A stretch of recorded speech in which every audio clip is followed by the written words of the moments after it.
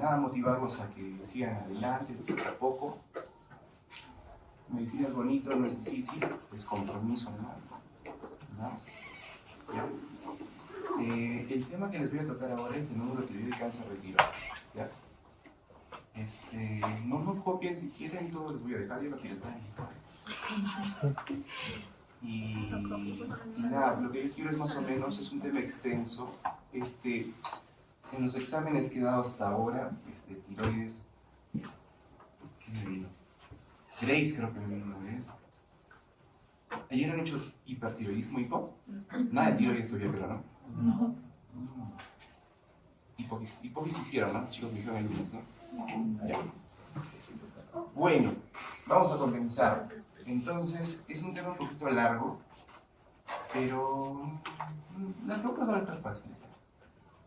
Así que no se preocupen. Entonces, el nódulo tiroideo es una tumoración benigna. En la gran mayoría de los casos, es muy frecuente.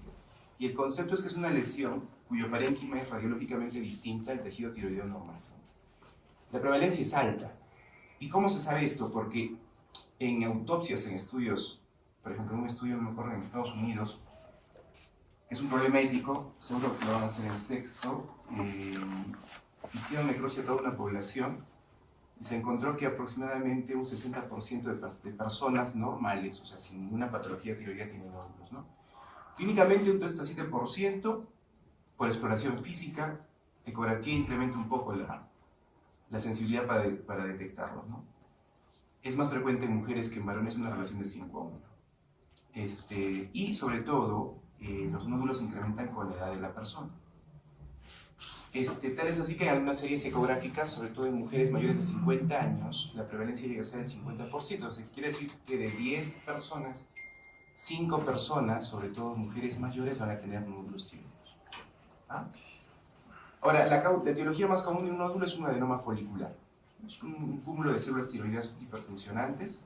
De ahí sigue el nódulo coloideo. Saben que el coloide es parte de la histología normal de la tiroides, o una hiperplasia coloidea.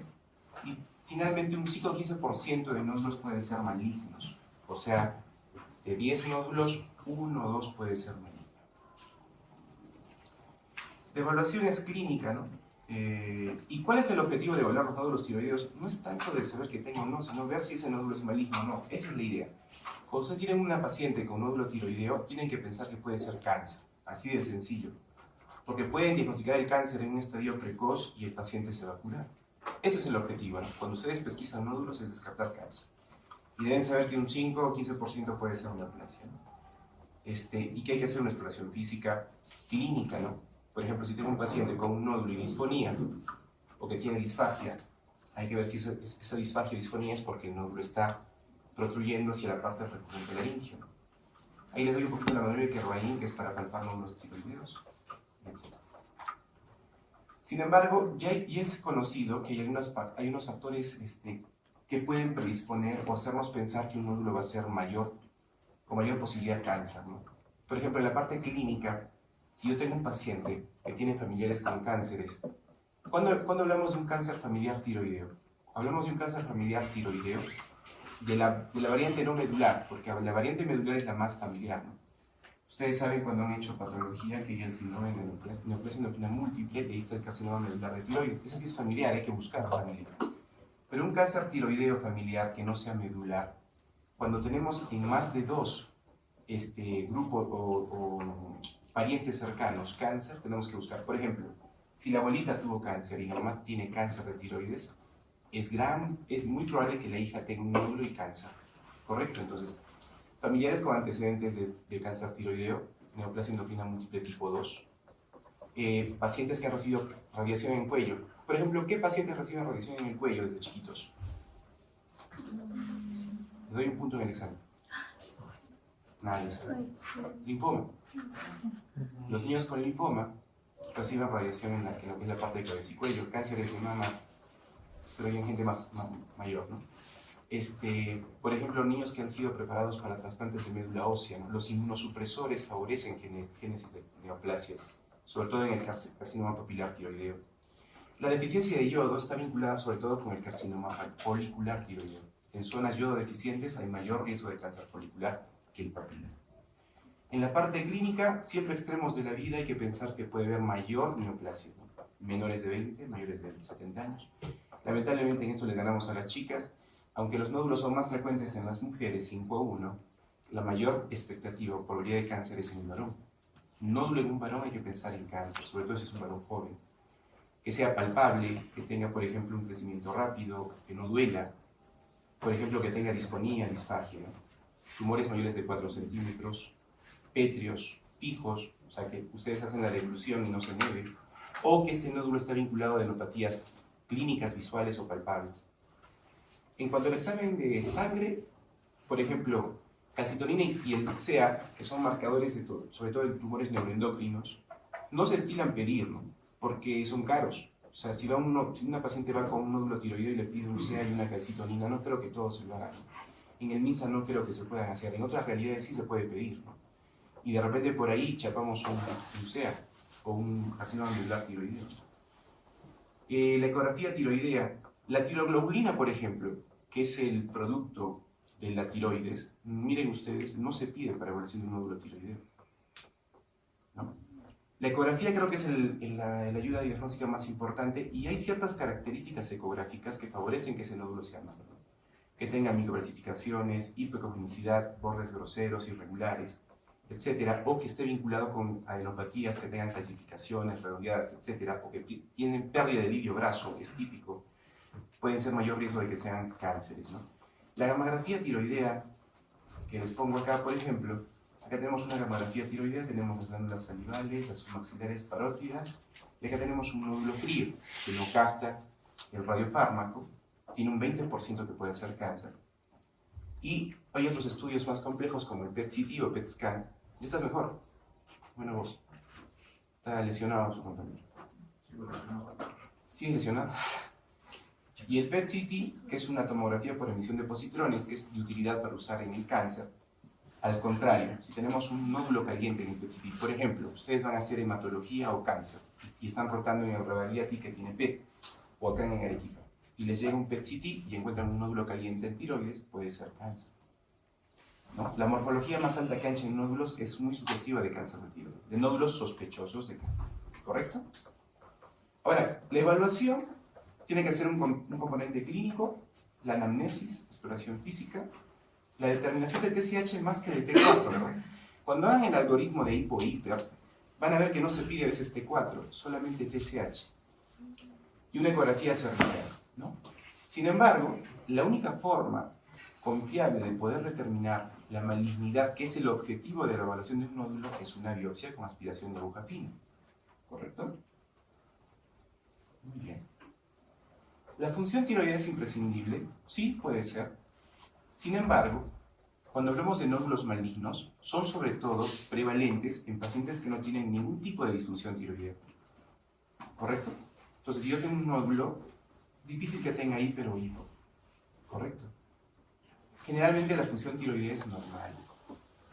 Como les dije, no se aconseja determinar tiroglobulina, porque la tiroglobulina sí va a ser de utilidad para el cáncer, cuando sigamos al cáncer, pero no para un nódulo tiroideo. Un bocio puede tener tiroglobulina elevada y podemos tener bocios coloideos que no son malignos, ¿correcto? En cuanto a la recomendación de calcitonina, no hay pruebas a favor ni en contra. Yo diría que si su paciente tiene la posibilidad, le pida. No voy a hacer que por ahí. ¿Cuándo pediría calcitonina? Por ejemplo, si tengo un paciente que tiene diarrea crónica, o si tengo un paciente que tiene hipertensión joven, ¿sí o no? ¿Cuál es la principal causa de hipertensión en un joven? Renovascular y neuroendocrina. Entonces, una de las causas de hipertensión neuroendocrina es teocromocitoma. Y teocromocitoma es parte de un MEM2. Entonces, digamos que el pedir la calcitonina sería un poco con la parte clínica, ¿correcto? Tal vez así que cuando ustedes, por ejemplo, le piden calcitonina y esta calcitonina está por encima de 500 a 100 picogramos por mililitro, es muy sugestiva de carcinoma medular tiroideo. Pasamos a la ecografía cervical. Entonces, la ecografía cervical va a ser el caballito de batalla, chicos. Ya el caballito de batalla. ¿Y por qué es importante la eco? Primero, te confirma el nódulo, ¿correcto? 2. Valora la existencia de ganglios, o sea, si hay adenopatías o no presentes, que es importante. Muchos radiólogos informan solo la ecografía y no hacen una exploración de la región cervical central, lateral o posterior. Perdemos información importante en el paciente. Y sobre todo es una guía para la VAP, ¿correcto? Ahora, en la ecografía tenemos distintos sistemas de clasificación internacional que nos permiten dilucidar si hay riesgo o no de malignidad en un nódulo. Hay el sistema ATA y el TIRADS. ATA, de la Asociación Norteamericana de Tiroides, y el TIRADS, que es así como el BIRADS de mama, hay un TIRADS, ¿correcto? Y todos se basan en criterios ecográficos del nódulo. Ahora, pregunta, ¿no hay ningún dato aislado suficiente para cáncer? La idea es sumar más datos. Entre más datos tenga yo, mayor el riesgo de cáncer de tiroides. O sea, no es que yo vea microclasificaciones y digo esto es un cáncer. Si tiene micro, tiene bordes heterogéneos, espiculado, irregular, más alto que ancho. O sea, entre yo sume más criterios ecográficos, aumenta la posibilidad de cáncer de ese nódulo. Entonces, acá tenemos cuáles son los criterios ecográficos que más o menos pueden predecir si un nódulo es malo o no. Por ejemplo, hay muchas biopsias que se hacen a nódulos ecográficos que tienen vascularidad incrementada y a veces una hipocondricidad central, y son adenomas tiroideos tóxicos que lo que pasa es que crecen mucho para compensar la función tiroidea. Entonces el radiólogo ve, tiene calcificacioncitas, es irregular, vascularizado, le hacen biopsia y era un nódulo caliente. Entonces, la idea es sumar más los datos. Entonces, si tenemos márgenes definidos y nítidos, benigno. Si es irregular o microlobulado, aumenta el riesgo. Halo. Si tiene un halo completo y fino, benigno. Si no tiene halo, puede ser maligno. Hiperecogénico o hiperecogénico, más va a benignidad. La hipoecogenicidad en relación al parénquima es más al cáncer. Componentes. Quístico o mixtos son más de benignos. Cuando son sólidos son más de malignos. ¿Correcto? Sobre todo si el componente quístico es mayor al 50% del nódulo, va más a benignidad. La vascularización no es muy tomada por los criterios ATA, pero acá la consideran, me parece bien.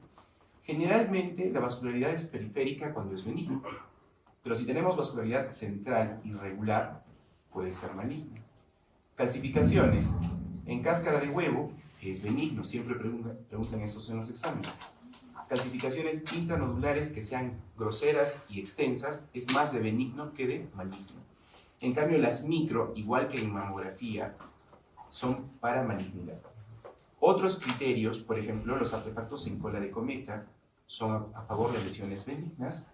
Y, por ejemplo, morfologías redondeadas, con alteraciones, sobre todo cuando les dije, más alto que ancho en el plano transversal, es típico que pueda ser maligno. Entonces, entre más características tenga, ese nódulo puede ser cancerígeno, chicos. ¿Y por qué es importante primero tener una clasificación ecográfica? Porque los patas, los Estados Unidos dijeron, muy bien, voy a hacer una clasificación de los nódulos en base a riesgos. Entonces yo te pongo un riesgo de benigno, un criterio de muy baja sospecha, sospecha intermedia y alta sospecha. ¿Correcto? Por ejemplo, benigno, quiste. Un quiste es una lesión benigna. Alta sospecha, por ejemplo, micros, más alto que ancho, extensión extratiroidea, irregular, espiculado. Entonces, la idea es de que un nódulo por criterio ATA de bajo riesgo benigno tiene un riesgo de menos del 1% de cáncer. Y así vamos subiendo. Miren cómo el ATA de alto riesgo tiene un 70-90% de malignidad. Entonces, entre más riesgo tenga el nódulo, mayor riesgo de malignidad. ¿Y por qué es importante? Porque a la derecha va a mandar cuándo hacer el PAP. Si yo les voy a preguntar algo, en este examen va a ser de esta tablita. Ya lo estoy avisando. Porque nos han exigido que sea algo clínico. Entonces, la parte clínica es cuando ustedes, cuando estén como médicos generales o haciendo su especialidad, se los voy a pasar, no se preocupen. ¿Cuándo ustedes van a indicar la biopsia? Por ejemplo, si ustedes ven hay un punto de corte de 1 centímetro, ¿sí? En el caso de benigno, no hay que hacer biopsia, solo una vigilancia ecográfica. Cuando es de muy baja sospecha, por encima de 2 centímetros. Puedo tener un nódulo de baja sospecha, pero si es una papa gigante de 5 centímetros, ¿qué tal si por ahí el radiólogo se equivocó? ¿Sí o no? Hay que hacerle biopsia. Y si tengo un nódulo por ecografía benigno, pero tiene disfagia, ¿le tendré que hacer biopsia? Sí. Porque aunque tengas criterios ecográficos de baja sospecha, ¿qué te dicen? Por encima de 2 centímetros hay que hacerle biopsia. Y así vamos viendo, ¿no? Y miren cómo, en el caso de nódulos de alta sospecha, por encima de 1 centímetro, 1 a 1 centímetro se hace biopsia. La pregunta es, ¿se puede hacer biopsia por debajo de 1 centímetro? Sí. ¿Y en qué situaciones haríamos biopsia en lesiones pequeñas? O sea, si yo tengo un paciente que viene y tengo un nódulo y el radiólogo me informa, es un TIRAS de alto riesgo. Ya me fregaste, entonces es chiquito y le pones TIRAS de alto riesgo. ¿Qué voy a hacer? Me lo manda con 0.8 milímetros. Entonces, ¿cómo podría yo justificar la biopsia en ese paciente? Vamos a ver más adelante que hay otros criterios que podrían ayudar. Pero en general, si tenemos lesiones pequeñas, si ese paciente tiene, por ejemplo, afectación extratiroides, un nódulo pequeño, pero que sobrepasa la cápsula, por más que sea un nódulo de 8 milímetros, o tiene adenopatías satélites, o es una paciente que está en estudio por metástasis, y ustedes van a tener muchos pacientes con el diagnóstico de cáncer de foco no determinado, le haces una eco, tienes un nódulo TIRAS alto riesgo de 8 milímetros y le haces biopsia. ¿Sí me dejo entender? ¿Correcto? Entonces, si yo les pregunto en el examen, va a ser más o menos de esto. Porque nos están pidiendo preguntas clínicas. Pero está papaya, ¿no? No está tranquilo. No está tranquilo. No. Hacen su plagio, ¿no? Listo. Entonces, ¿cómo es que ATA determina qué nódulo tiene mayor riesgo de malignidad? Entonces, estos patas hicieron todo un atlas y miren, acá tenemos la apariencia ecográfica de los nódulos. Miren cómo un quiste es una bolita negra, un nódulo espongiforme, es como una esponjita, si ustedes cortan, sale como una esponja. Un nódulo de baja sospecha, miren en medio quiénes son las zonas citoecogénicas. Un nódulo de sospecha intermedia y finalmente los nódulos de alta sospecha. Microclasificaciones, halo irregular, márgenes lobulados, irregular, extensión extratiroidea o adenopatías satélites. Entonces, más o menos, la idea es de que el ATA les da figuras de nódulos tiroideos y cómo actuar para la biopsia, ¿correcto? Esto es lo mismo del ATA, o sea, este cuadro es en base a este, ¿correcto, chicos? Y acá tenemos un nódulo de baja sospecha, un nódulo espongiforme, miren la vascularización es periférica. Tenemos un nódulo de baja sospecha, igual vascularización periférica, esponjita. Y acá tenemos, por ejemplo, ¿no? Ya un nódulo sólido hipoecogénico, vascularidad central irregular, microclasificaciones, bordes irregulares, halo incompleto. Miren cómo comienza a salirse del borde de la... Miren cómo rompe el borde de la tiroides y sale. Entonces, estos nódulos son agresivos. Entonces, en estos nódulos, si miden menos de 1 centímetro, ¿puedo hacer biopsia? Sí. Se podría hacer biopsia de acuerdo a lo que hemos indicado. Esta es la otra clasificación de nódulos tiroideos. Esta es la Asociación de Radiólogos de Norteamérica, es el TIRAS que les dije. Más o menos, miren cómo ellos nos dan otro punto, aparte del ATA. Ellos dicen, por ejemplo, que si es por encima de 0,5 milímetros solamente seguimiento, ¿no? Y acá están igual los puntos. Y acá, por ejemplo, los europeos hicieron su propio EUTIRAS para molestar, porque complica mucho. Pero es bien parecido, ¿sí? Generalmente nosotros somos más de escuela norteamericana. Ahora, la pregunta es, como les dije, ¿es suficiente el aspecto ecográfico y el tamaño para indicar ustedes como médicos una biopsia a su paciente? A veces sí, a veces no. Hay situaciones clínicas que pueden reforzar o debilitar la indicación de una VAP en un paciente. Por ejemplo, ¿no?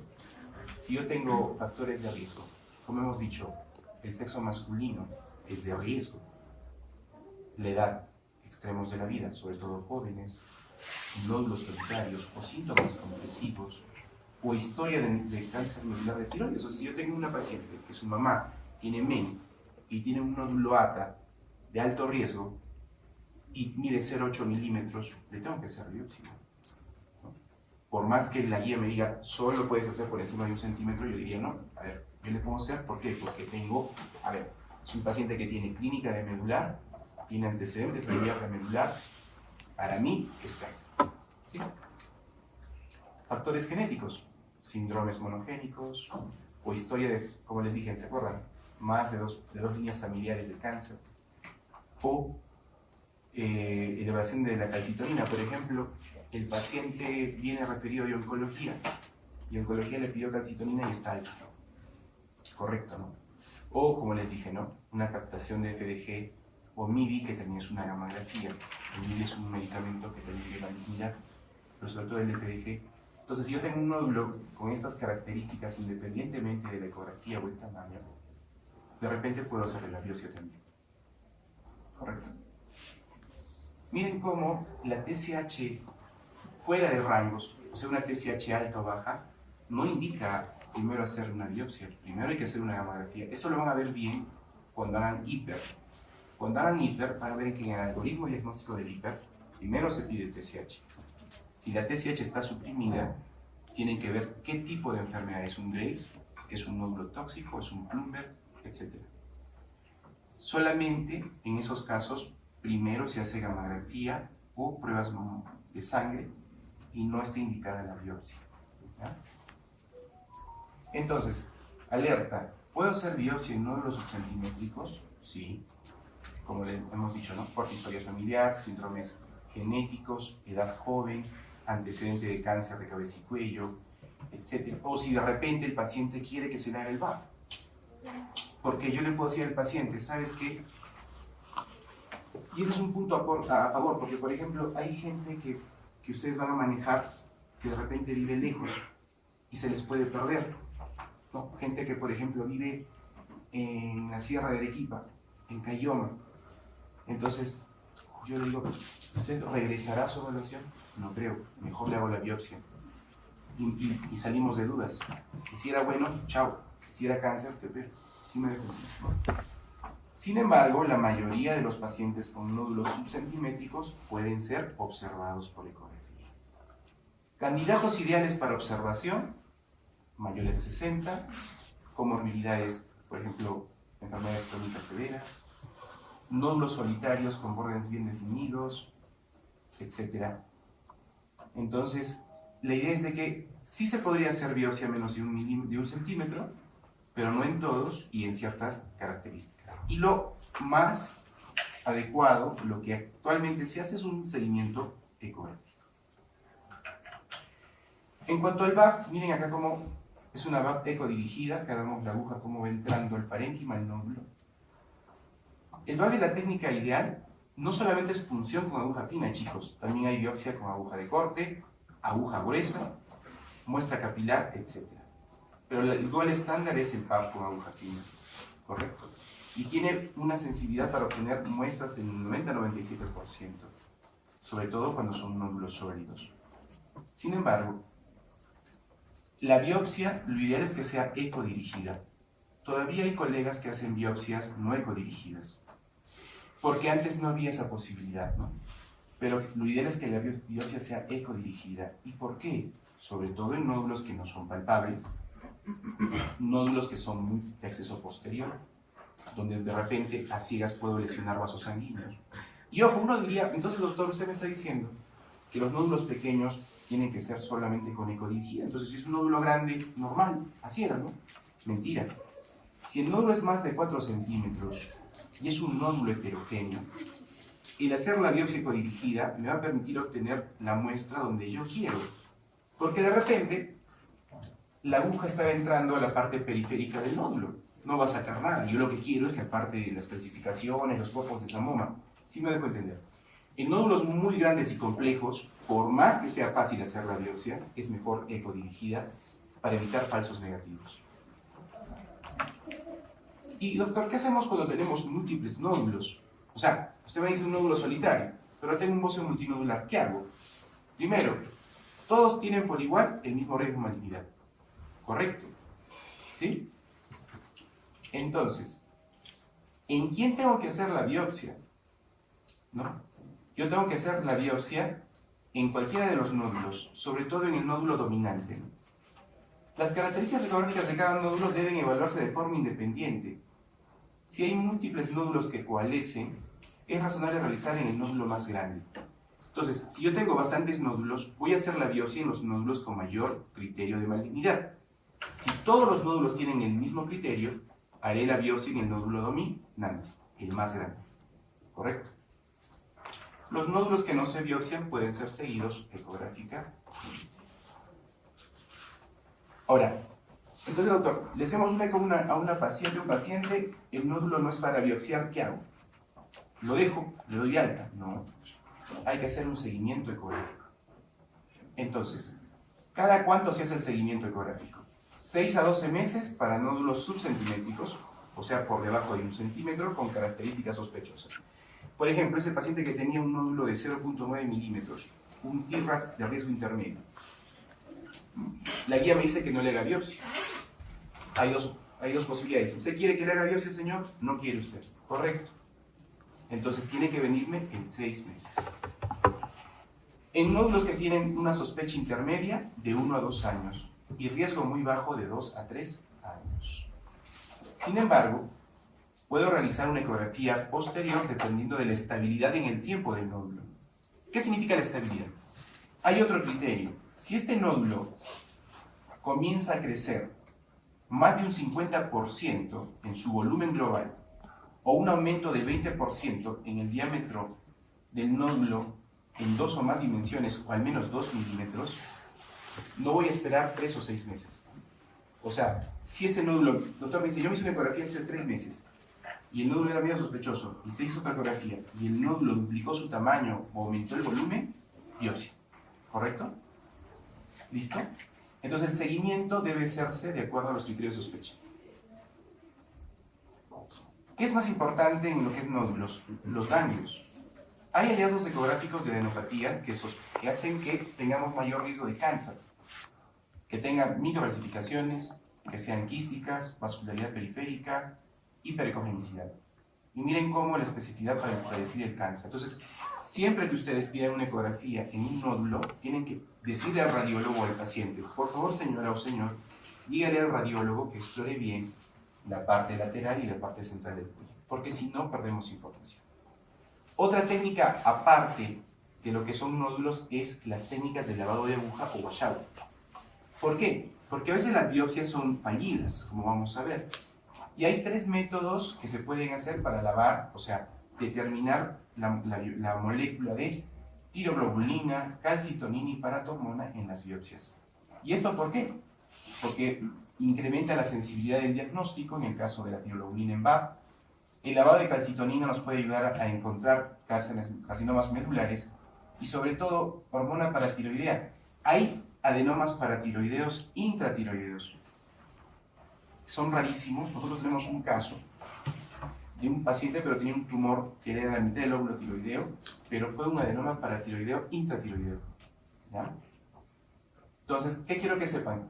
¿Qué técnicas podrían incrementar la sensibilidad en la PAP? El lavado de tiroglobulina, calcitonina o paratormona. ¿Cuáles son las características que pueden incrementar el riesgo de neoplasia en ganglios? Una vez que tenemos la biopsia, tenemos el estudio citológico, ¿correcto? Y el estudio citológico es muy confiable, salvo en la categoría Bethesda 4 y Bethesda 3, que ahorita les voy a mencionar. La categoría, una vez que ustedes ya tienen una biopsia, el patólogo les va a dar el informe en el sistema Bethesda. Bethesda 1, 2, 3, 4, 5 y 6. El Bethesda 1 es no diagnóstico, el 2 es benigno, el 3 es una atipia de significado indeterminado, el 4 es la neoplasia folicular o la neoplasia oncocítica folicular, el 4 sospechoso de malignidad y el 6 malignidad. Este cuadrito sí tienen que saberlo, chicos. ¿Ya? Y miren cómo, de acuerdo al informe Bethesda, cada categoría tiene un riesgo de cáncer. Por ejemplo, Bethesda 1 no significa que no tenga cáncer. Entonces, si yo les pongo cuál de las siguientes es falsa, Bethesda 1 es que no hay cáncer, no hay células cancerígenas, falso. Un Bethesda 1 puede tener un incremento del 13% del cáncer, aunque sea un Bethesda 1, porque es una muestra no satisfactoria. El Bethesda 2, aunque sea benigno, tiene un 4% de riesgo de cáncer. Y así el grado 3 y 4 incrementan más o menos de 30 al 50%. El grado 5 en el 83% y el grado 6 sí o sí es cáncer. Entonces, ¿cuál es el limbo? El limbo es estos dos. Por eso es que acá dice, ¿no? En el Bethesda 4.3, en el caso de lesiones foliculares, la lesión folicular es bien parecida a un tejido sano. La única forma de discriminar que una lesión folicular sea un carcinoma folicular tiroideo es objetivando por histología que la lesión comprometa vasos o comience a salirse de la cápsula tiroidea. Entonces, para resumir un poquito, tenemos un nódulo tiroideo. Primero pedimos TSH y T4. No, solo TSH y ecografía. Si la TSH es baja, es un hiper, entonces no lo biopsio. Le hago una gammagrafía tiroidea. Esto lo van a ver en hipertiroidismo. Pero si la TSH es normal o alta, tengo que ver si este nódulo tiene criterios de VAP o no tiene criterios de VAP. Si no tiene criterios de VAP, es un ATA de bajo riesgo, hago seguimiento ecográfico, cada año, 2, como hemos visto. Sin embargo, si se le ha hecho biopsia, Bethesda nos da 6 alternativas. Bethesda 1, no diagnóstico. Por ejemplo, les van a informar muestra por sangre, hemática o insuficiente. ¿Qué se hace en estos casos? Hay que repetir la biopsia. Y si se hizo la biopsia a ojo cerrado, hay que hacerla con ecografía. Si el Bethesda es benigno, seguimiento ecográfico. Si el Bethesda es 3, es el limbo, que está un poco raro, ¿qué hacemos? Repetir la biopsia. Algunos indicaban hemitiroidectomía, porque la única forma de diferenciar la parte folicular benigna del cáncer es viendo en el corte histológico el compromiso de vasos o compromiso de la cápsula. ¿Correcto? Si la VAP vuelve a salir en Bethesda 3, hay que volver a hacer la biopsia. Pero vamos a ver cómo se está abordando este Bethesda 3 a continuación. El Bethesda 4, como es casi el 80% de cáncer, de frente le hacemos una hemitiroidectomía para el diagnóstico definitivo. Y si es un Bethesda 5 y 6, tiroidectomía total. ¿Correcto? Entonces Bethesda nos permite a nosotros hacer una conducta para la cirugía o no del paciente. Si ustedes ven, este es el sistema Bethesda y solamente les quería mostrar que el Bethesda 2 incluye, por ejemplo, tiroiditis linfocítica, tiroiditis granulomatosa, tiroiditis aguda, Graves, etc. Es una patología benigna. ¿Ya? Entonces, ¿qué hacer si yo tengo un Bethesda 1? ¿Qué hago? O sea, repito el VAP y la hago ecodirigida. ¿Por qué? Una biopsia no diagnóstica es porque la citología no es adecuada. No es porque no informe nada. Puede ser que la técnica fue mala, puede ser de que el radiólogo o el patólogo o el endocrinólogo no hizo bien la biopsia, etc. No lo sé. Pero es una muestra inadecuada. Otro concepto, la ausencia de células malignas no debe ser interpretada como que es una biopsia negativa para alguna neoplasia. ¿Correcto? Entonces, cuando tenemos VAP no diagnósticas, tenemos que repetir. ¿Y en cuánto se debe repetir? 4 a 6 semanas. No se debe ser inmediato porque cuando ustedes le hacen una VAP a los 3 días va a haber tejido inflamatorio. Es lógico, es un trauma, ¿no? Se espera 4 a 6 semanas. Y se hace ecodirigida si la primera biopsia no fue ecodirigida.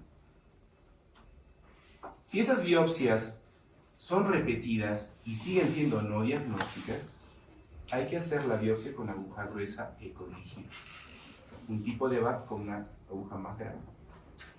Y podemos llegar inclusive a la excisión quirúrgica. ¿En qué caso? Nódulos sólidos de gran volumen y que tengan características sospechosas de malignidad, o que en la observación hayan tenido un incremento en su dimensión, como habíamos visto. En estos casos, donde por más que le hacemos biopsia, no encontramos el resultado y son nódulos que tienen criterios sospechosos, por más que la biopsia ya no salga nada, de repente hay que hacer una hemitiroidectomía para ver la anatomía patológica. En el caso de Bethesda 2, que se supone que Bethesda 2 es benigno, hay que hacer un seguimiento ecográfico, ¿no? Entonces ya sabemos que Bethesda 2 es sobre todo patología inflamatoria, Hashimoto, Graves, etc. Y generalmente la evaluación es cada 1 a 2 años y posteriormente cada 3 a 5 años. ¿En qué casos puede haber intervalos más cortos? Fácil. Cuando tenemos nódulos de Bethesda 2 que son muy grandes y que tienen características ecográficas muy sospechosas o que tienen clínica sospechosa. En esos casos, de repente no voy a esperar 6 o 1 año o 2 meses, de repente puedo cortar a 6 meses.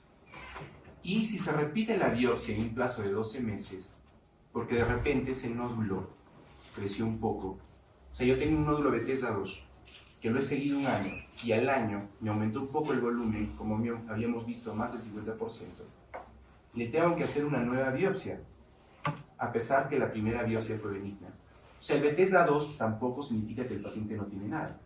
El Bethesda 2 me dice que es una patología benigna, tienes un 4% que puede hacer cáncer, así que síguelo.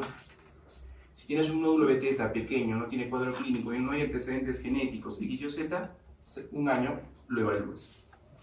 Sin embargo, este Bethesda 2 en un nódulo de alta sospecha te aumenta de volumen o es muy sospechoso, síguelo cada 6 meses. Y si quieres biopsiarlo, biopsialo, no pasa nada, tienes que hacerlo. Entonces acá tenemos los criterios de cuándo, por ejemplo, estaría justificada hacer una ecografía seriada o pensar que ese nódulo puede ser malo, ¿no? Como les dije, un crecimiento más del 50%, el aumento del 20% en el diámetro del nódulo, etc. Que aparezcan características malignas, por ejemplo, microcalcificaciones o tumores irregulares, o clínica, ¿no? Disfagia, disfonía. Caballeros, hay que seguirlo más de cerca y de repente biopsia. Si se reaspira un nódulo, o sea, si ese nódulo lo vuelvo a biopsiar y la segunda citología es benigna, ya no es necesaria la evaluación ecográfica porque ya no habría riesgo de malignidad. O sea, si yo tengo 2 biopsias en Bethesda 2, suficiente. ¿Ya? Ahora, estos nódulos Bethesda 2 o benignos sintomáticos, ¿qué tengo que hacer para los nódulos sintomáticos? ¿Los dejo ahí? ¿Les doy levotiroxina? ¿Qué hago? Para nódulos que son benignos, pero tienen síntomas, por ejemplo, poquito de disfagia, o genera un problema estético para el paciente, generalmente se hacía cirugía, una lobectomía. Esto sobre todo por la experiencia del cirujano. Sin embargo, cada vez hay mayores técnicas de ablación no invasivas por ecografía. Entonces, los nódulos benignos también pueden tratarse con energía física dirigida. Es lo que es la ablación por radiofrecuencia, ablación por láser, por microondas o ultrasonido de alta intensidad. Estos procedimientos se hacen más en Europa y Asia. Sin embargo, ya Perú y Estados Unidos están comenzando a hacer cursos para ablación. En Arequipa tenemos a la doctora Claudia Caracela, jefa del servicio de radiología, que hace ablación de nódulos tiroideos con ultrasonido, ultrafrecuencia, creo que hace Claudia. Entonces, ¿cuáles son los criterios para hacer radiofrecuencia? Son 2 resultados benignos de PAP, un resultado benigno de PAP y aspecto espongiforme, que se acuerdan eran benigno, o quístico. Solamente en estos nódulos, que son benignos, sintomáticos, puedo hacer yo tratamiento con radiofrecuencia. Entonces, sin embargo, aunque es una técnica no invasiva, ¿no? Y mejoran, miren, cómo reducen a los 6 meses el 60-80% del volumen. Si tenemos un nódulo grande, una señorita que le genera problemas estéticos, de repente una radiofrecuencia puede ser un método, le genera calidad de vida, etc. Hay efectos adversos, que pueden ser, por ejemplo, lesión inclusive del nervio recurrente laringio, quemaduras y lesiones traqueales. O sea, chicos, por más que es un procedimiento no invasivo con una hemitiroidectomía, también pueden haber efectos colaterales. Y se acuerdan que yo les decía, ¿qué hacemos en el Bethesda 3? ¿Qué hacemos con este pata? ¿Qué hacemos con este pata? ¿Qué hago? Le repito el VAP. ¿Qué hacemos, no? Porque acá dice, ¿no? Repetir el VAP o operarlo. Imagínense que lo operan y es benigno. Ya me pasó a mí. Lo he hecho operar y benigno, me dio pena. Una cirugía que le predispone a hipotiroidismo, problemas de calcio, por más que sea en mí, también hay esa complicación. ¿Qué hacemos? Entonces, chicos, cuando tenemos Bethesda 3, que son la zona gris, hay ahorita lo que son pruebas moleculares, test moleculares. Por ejemplo, si usted tiene en la biopsia resultados de células oncocíticas, atipia nuclear o sospecha de neoplasia folicular, ¿correcto? Y si fue, por ejemplo, una biopsia, ¿no? Si la biopsia fue inicialmente negativa y usted puede hacerle test moleculares, se hacen test moleculares. Y hay test moleculares que pueden permitir diferenciar si ese nódulo es más cancerígeno o menos cancerígeno. Y así se va haciendo, ¿no? Si tengo la TSH subnormal, si no, repito la biopsia en 6 a 12 semanas, ¿no? En el caso de Bethesda 3, hay que repetir. Le haces la biopsia, sale Bethesda 3, la repites en 6 a 12 semanas, o si tienes platita, en Lima, no sé si creo que en Neoplásica ya están comenzando a hacer esta molecular de acá, haces test moleculares. Y estos test moleculares, si te salen positivos, puede ser desde tiroidectomía a lobectomía, dependiendo de las mutaciones que encuentren. O sea, ¿cuál sería la ventaja de hacer test molecular? La ventaja de hacer test molecular es que puedo yo hacer el diagnóstico precozmente e inclusive puedo guiar al cirujano y decirle, ¿sabes qué? Tienes unas mutaciones muy altas, así que no le hagas LOBE, hazle tiroidectomía de una vez, ¿ya? Entonces, en el Bethesda 3 pueden repetir la biopsia en 6 a 12 semanas, hacer pruebas moleculares o hacer lobectomía. Acuérdense, chicos, pregunta de examen. ¿Cuáles son las 3 alternativas que tendrían que hacer en el caso de Bethesda 3? Lobectomía, repetir biopsia o pruebas moleculares. Y acá en las pruebas moleculares les traigo una tablita para que sepan qué pruebas moleculares tenemos acá. Por ejemplo, tenemos el Tirosec versión 3, el Afirma, el Next y el Tiroprime. Son pruebas moleculares que lo que hacen es, miren, 1115 genes, 112 genes, o sea, qué brutal. ¿Y por qué es importante saber los genes? Ahorita vamos a ver en la fisiopatología del cáncer. Muy bien, entonces, a recordar, en lo que es nódulo tiroideo, un nódulo frío en gammagrafía puede ser 20% de malignidad. En nódulos calientes, 1% de malignidad. Los pacientes con múltiples nódulos por encima de 1 centímetro deben ser individualizados y manejados como nódulos solitarios y valorar el riesgo de biopsia. Se debe realizar la biopsia al nódulo con mayor sospecha ecográfica y mayor tamaño. No se recomienda suprimir la TSH con levotiroxina para el manejo de nódulos tiroideos. Y se aconseja una ingesta adecuada de yodo para no favorecer deficiencia de yodo en la dieta y que puede producir nódulos. Aproximadamente la dieta diaria es de 150 microgramos por día de yodo. Hasta ahí hemos hecho lo que es nódulo tiroideo. ¿Alguna pregunta? Entonces, de nódulo tiroideo, ¿qué tienen que saber? Uno, lo que es el ATA, o criterios ecográficos, o sea, de la parte de aquí, lo que más yo quiero que sepan es este cuadrito, donde me sepan decir qué significa un ATA benigno de muy baja sospecha, X, Y, Z, saber los porcentajes de malignidad y cómo actuar en base al tamaño, las características ecográficas,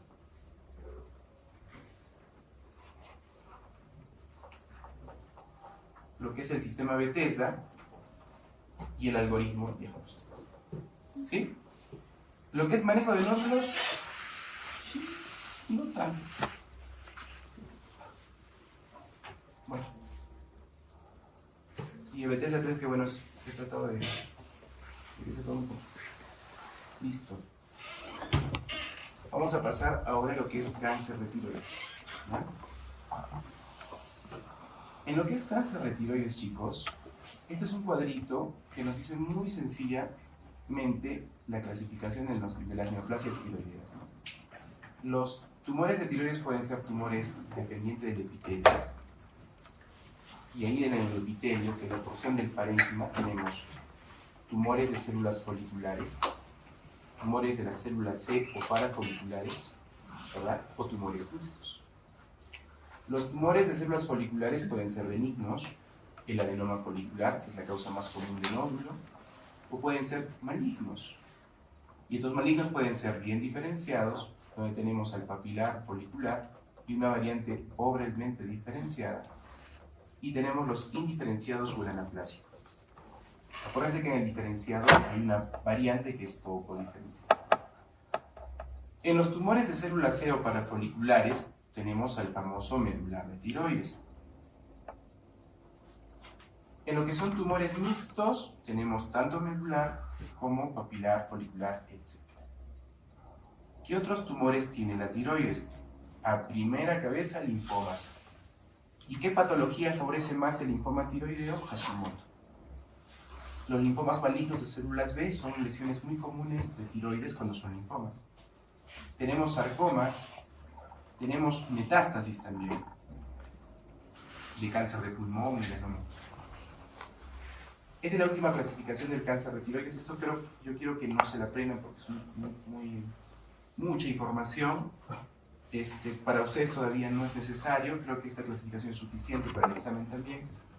Pero sí quiero que, por ejemplo, vean que que dentro del carcinoma tiroideo diferenciado está el poco diferenciado, que es el de aquí, y que son cánceres un poquito más agresivos, ¿ya? La nueva clasificación es muy engorrosa. Creo que no los voy a marear más, ni yo me lo sé. Así que, al final, ¿qué sobre el patólogo? ¿No? Ahora, tumores malignos de la tiroides. Empezamos. El carcinoma de tiroides es el cáncer endocrino más frecuente. Siempre preguntan eso. ¿Cuál es el cáncer endocrino más frecuente? Tiroides. ¿Ya? Constituye el 1% de todas las neoplasias y en el Perú está en el 9º, 8º puesto de cáncer de tiroides, ¿no? Es más frecuente en las mujeres que en los varones. Y vamos a ver el grupo del carcinoma diferenciado de tiroides, que es el 80-90%. Como ya vimos, derivan de las células foliculares bien diferenciadas y puede ser papilar y folicular. El papilar a la cabeza es el más frecuente, 80-90%, y solamente un 5% es familiar. A diferencia del medular, que tiene mayor incidencia de carcinomas familiares, el papilar solo tiene 5%. ¿Y qué síndromes favorecen cáncer de tiroides? Cowden, Carney, poliposis adenopatía familiar y Gardner, pólipos gástricos, ¿no? O sea, el Gardner, ¿se acuerdan? Entonces, el cáncer de papilar es más esporádico que familiar. El folicular es el 10-20%, el medular es el 5%, el anaplásico menos del 5%, el linfoma tiroideo menos del 5%, sobre todo el linfoma B de células grandes, ¿no? Sobre todo en mujeres mayores que han padecido Hashimoto y que tienen anti-TPO positivos. Y metástasis tenemos melanoma, pulmón, mama y esófago. Este es el cuadrito. La epidemiología, el papilar es el más frecuente, 85-90%.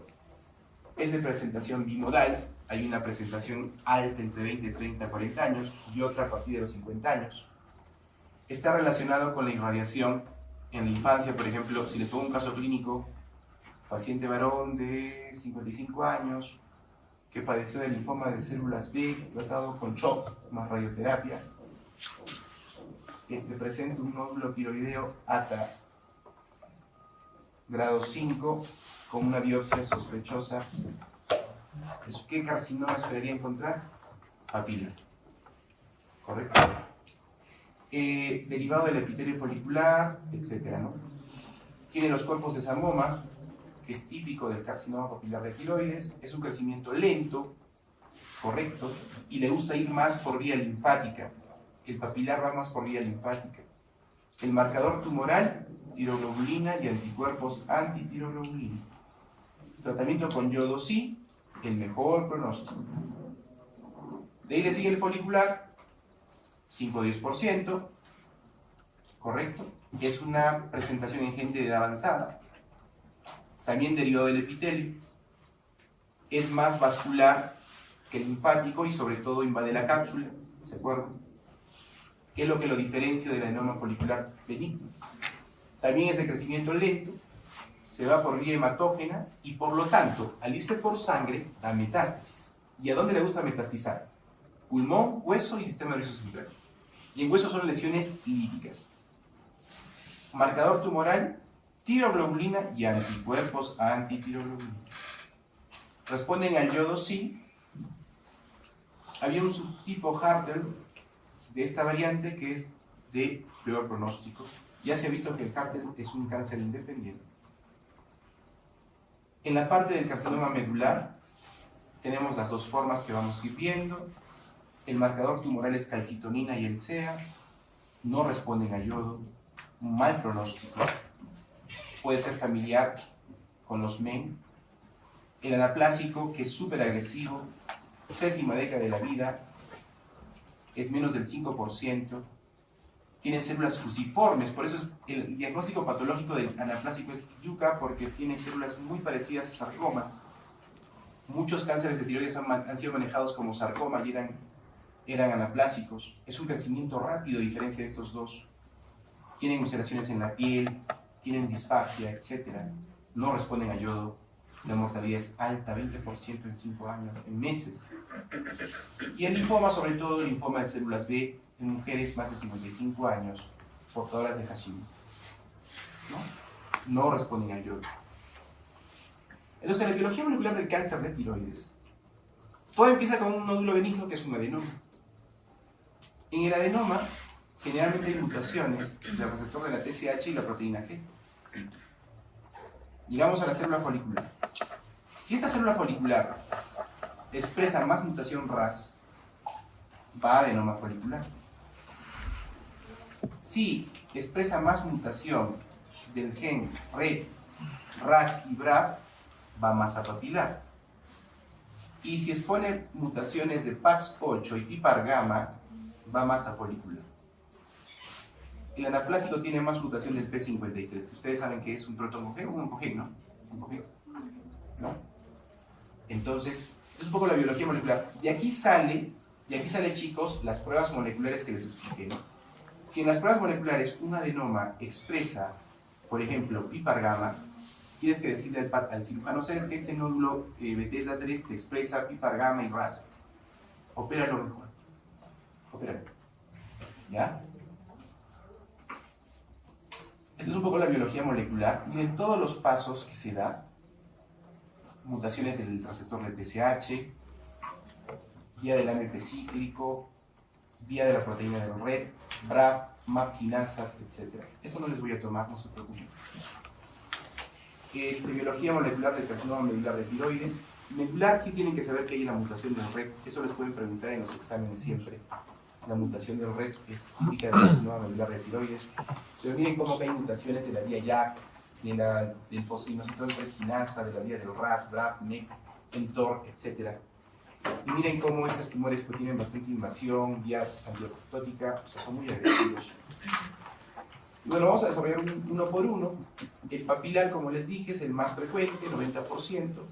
Presentación bimodal, 2 etapas de la década de la vida. Más frecuente en áreas yodo suficientes. Siempre preguntan eso. El papilar es más frecuente en áreas donde tienen buena dieta de yodo. Es más frecuente en mujeres, 3:1, correcto, aunque ya a partir de los 75 años se equipara tanto en varones y en mujeres, y está relacionado con la irradiación cervical y generalmente se presenta como lesiones multifocales. Crecimiento lento, le gusta ir sobre todo a ganglios linfáticos, es raro que vaya por sangre. El pronóstico depende de la edad del paciente, el estadiaje, compromiso ganglionar, correcto, y si hay metástasis, es obvio. Todo cáncer va a depender del tamaño inicial del tumor, va a depender de si hay compromiso de ganglios o metástasis. Y más o menos en el 50% de carcinomas papilares hay mutaciones del gen BRAF. Y cuando hay mutaciones del BRAF es peor el pronóstico, porque lo hace más metastásico, más invasión extratiroidea. El papilar de tiroides, lo típico, tiene papilas y tiene los cuerpos de Samoma. ¿Se acuerdan de la de citología, no? Histopato. Los cuerpos de Samoma, aunque es raro, es patognomónico. Pero también hay cuerpos de Samoma, por ejemplo, en hiperprolactina, adenomas que producen prolactina. En otros tumores también hay cuerpos de Samoma. Pero en tiroides, si ven Samoma, es papila. El folicular, miren cómo en la fotito la única forma de diferenciar el folicular es cuando hay ruptura de la cápsula. Por eso es que es importante que para el Bethesda, donde es un Bethesda 3 folicular, y tú no puedes diferenciar si es un adenoma benigno de un carcinoma folicular, la única forma es hacer una biopsia, pero ya sabemos que hay técnicas moleculares, ¿verdad? El folicular es menos prevalente que el papilar, 5 a 10%, a diferencia del papilar, este sí está producido en áreas yodo deficientes. ¿Ustedes saben por qué Cotahuasi se llama Cotahuasi? Pregunta, le doy un punto más en el examen. ¿Saben por qué? ¿De dónde viene Coto? Coto es conejo, ¿no? Pero no. Cuevita. No, Coto es bocio. Coto es bocio. En Perú, Cotahuasi era una zona endémica de bocio. Mis profesores tenían un doctor muy antiguo que nos hacía el concepto del bocio esporádico. El concepto de bocio esporádico era, lo vinculaban mucho con la ingesta de alimentos que eran ricos en yodo. Col, apio y esas cosas. Por eso no sé si en TikTok les dicen, si tienes la tiroides no debes de comer apio y esas cosas. Es mentira. Lo que pasa es de que en esas zonas no hay yodo, y si no hay yodo, no se produce ¿qué? Hormona tiroidea. Si no se produce hormona tiroidea, ¿qué sube en la sangre? TSH. ¿Y qué hace la TSH? Estimula la tiroides a que crezca. Entonces estimula a las células foliculares a que sean hiperplásicas. Por eso es que el folicular es de alta incidencia en áreas yododeficientes. Y es así que en Colombia también encuentran un área yododeficiente. ¿Y por qué creen que la sal es yodada? La sal es yodada como política de salud pública por la tiroides. ¿Ya? Listo. La presentación folicular es más en las chicas, promedio de 50 años. El papilar era bimodal. La anatomía patológica, ya saben cómo diferenciar el adenoma folicular, compromiso de cápsula, invasión vascular. Y le gusta ir por vía sanguínea, a pulmón, hueso, cerebro. Y lo típico de estos cánceres es que si tienen un cáncer que les hace hipertiroidismo, que yo no he visto, pero sí he leído, es que estos tumores pueden producir hormona tiroidea. Tiene peor pronóstico que el papilar, ¿por qué? Porque le gusta ir por vía hematógena, o sea, más a pulmón, etc. Y tal es así que al momento del diagnóstico, en el papilar lo común es que ya encuentres tumores de crecimiento lento, pero en ganglios. En cambio, en folicular lo típico es que en un 20% ya encuentres metástasis en órganos a distancia por la diseminación hematógena. El de células de Hartel u oncocítico antes era considerado una variante folicular, es de peor pronóstico, actualmente se sabe que es una variedad independiente, y lo típico es que tiene que tener el 75% de las células de Hartel. ¿Correcto? Hartel u oncocítico, nunca se olviden, es lo mismo. Es más frecuente en varones, ojo. Les he puesto en rojito lo que quiero que estudien por si acaso. Ya, más no les puedo ayudar. Varones en edad avanzada. ¿Ya? Y como ya son varoncitos ya acabados, ya vienen con compromiso ganglionar. 25% ya tienen metástasis en ganglios y a distancia. Es un cáncer más agresivo que un folicular o papilar. Y para mala suerte, aunque podemos dar yodo, es más resistente el yodo. ¿Correcto? Muy bien. Ese es el cáncer diferencial de tiroides. Ahora, ¿cómo se trata el cáncer diferencial de tiroides? El tratamiento puede ser quirúrgico, yodo radioactivo y hormonosupresor. Los tres tienen que ir de la mano. Sin embargo, ¿ustedes creen todo cáncer de tiroides se opera o no? Pregunta examen, eso les voy a preguntar. ¿Todo se opera o no? Ya, todos dicen que sí o no. No, ya vamos a ver por qué. Me olvidé la diapositiva, mejor no les... Ya, mentira. Entonces, el carcinoma diferencial de tiroides, el tratamiento inicial es cirugía generalmente. Sí, en un 99%. En Perú yo creo que sí. Pero vamos a ver que en 1% y en otras realidades puede ser que no. Entonces, ante una biopsia con malignidad Bethesda 4 o 5, perdón, 5 o 6, ¿verdad? Ahí dicen que es ya cáncer, ¿verdad? El tratamiento quirúrgico de lesiones de la tiroidectomía total. ¿Correcto? Si tenemos un paciente que se hizo una lobectomía diagnóstica, por ejemplo, tiene un Bethesda 3, donde se repitió la biopsia en 2 oportunidades o 3 y sigue saliendo indeterminada y no podemos hacer test moleculares, ¿se acuerdan? Que se puede hacer lobectomía. Si este paciente se hizo una lobectomía y salió que era un cáncer, se debe de complementar con una tiroidectomía complementaria. Sin embargo, se ha visto que actualmente la tiroidectomía total no es la elección en el 100% de casos. Y que fácilmente se podría tratar a un paciente con una hemitiroidectomía. Y acá están las indicaciones cuándo hacer una hemi y cuándo no hacerla. Por ejemplo, en el carcinoma papilar, ¿cuándo podría ser una hemi? Primero, menor de 45 años, tumor menor de 4 centímetros, que sea un tumor único de un solo lado, que no tenga compromiso extratiroideo ni vascular ni linfático, no haya metástasis, que sea una variante encapsulada, o sea, que esté bien delimitado, que no tenga necrosis ni atipia y que sea una fórmula clásica no agresiva, que es un papilar bien diferenciado. Si yo tengo un paciente con un carcinoma papilar bien diferenciado, pequeñito por ecografía, puedo hacer una lobectomía tranquilamente. En el caso del folicular, también la edad, menos de 45 años, el tamaño también es lo mismo, muy parecido. Pero acuérdense que el folicular, si hay angioinvasión, o sea, si en la muestra de patología el patólogo les pone que hay compromiso en 5 vasos sanguíneos, posiblemente este paciente ya tenga micrometástasis, entonces es preferible no hemitiroidectomía. Entonces, acá les pongo más o menos criterios de cuándo ustedes podrían aconsejar o no a hacer una hemi o no. Al final esta decisión la tiene el cirujano de cabeza y cuello, ¿verdad? Pero sí nosotros tenemos que saber esto porque a veces nos van a consultar los pacientes. Ahora, ¿cuándo hacer linfadenectomía? Porque la idea es que si yo sé que tengo un cáncer que tiene compromiso ganglionar, debo saber si tengo que hacer una linfadenectomía central o lateral. Y decirles que, por ejemplo, ¿no? La linfadenectomía lateral y cervical, o central, perdón, y lateral, no se realizan ya de forma rutinaria. Yo me acuerdo que cuando yo era en la medicina nuclear, porque yo soy médico nuclear y endocrino, yo cuando estaba haciendo medicina nuclear, todos les hacían compromisos, o sea, todos hacían tiroidectomía total y grupo 6, que es el grupo de acá, toditos. Y yo creo que era mejor, pero bueno. Porque yo veía bastante paciente, pero ahora no, ahora los cirujanos ya no tocan, ¿no? Porque ya no se hace la linfadenectomía como una forma profiláctica, ¿no?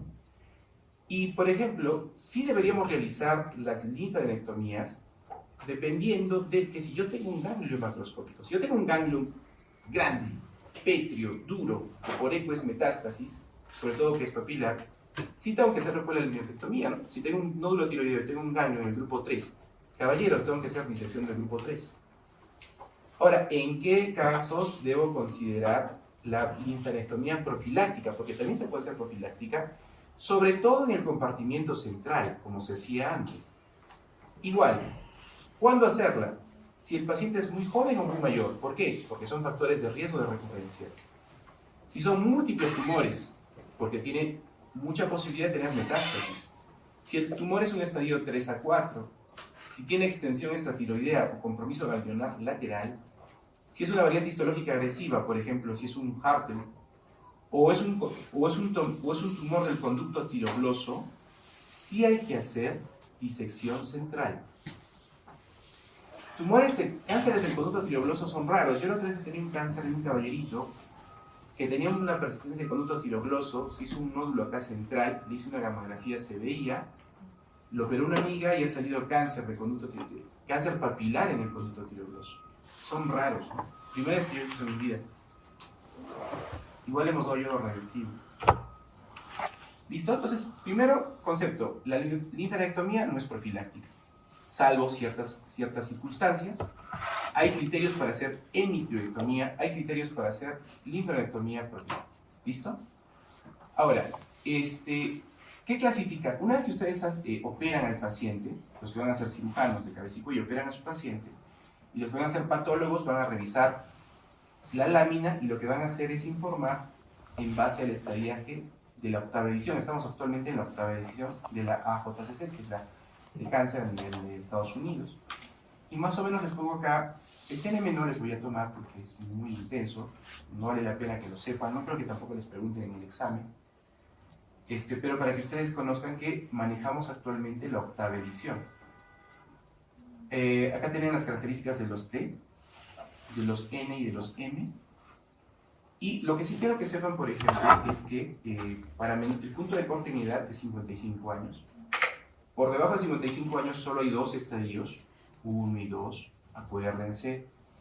Y por encima de 55 sí están los 4 estadiajes, ¿no?